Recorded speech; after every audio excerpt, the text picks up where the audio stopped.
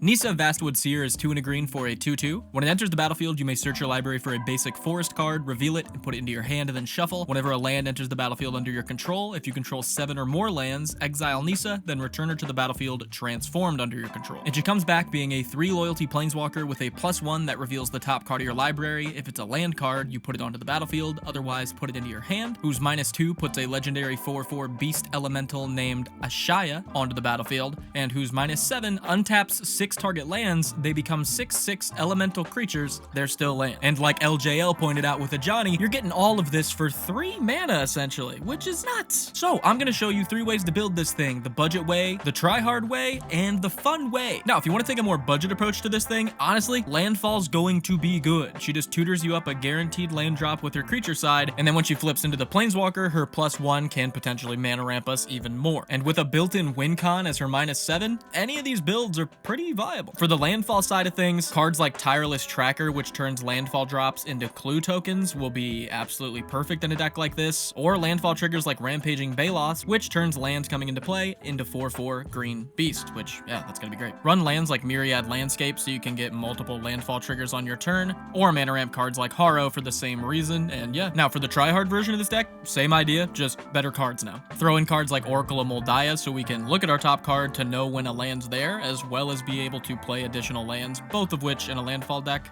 yeah. We also get to upgrade our landfall triggers, so stuff like Greensleeve's Morrow Sorcerer gives you a 3/3 green badger every time you drop a land.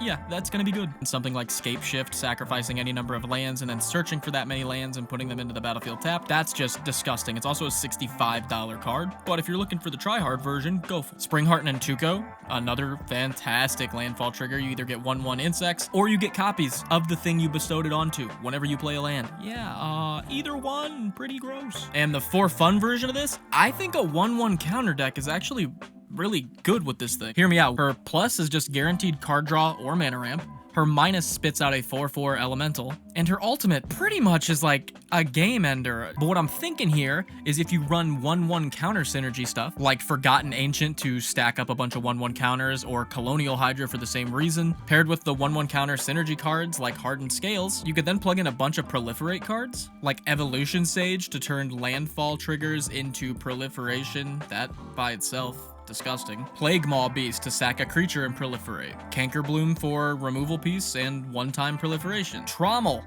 who can proliferate X times equal to the number of non-token creatures that enter this turn. There's a ton of really good ways to proliferate, and if you're plugging in a mono-green 1/1 counter list into this Nissa deck, I think all of this proliferation is just going to get you that Nissa all way quicker.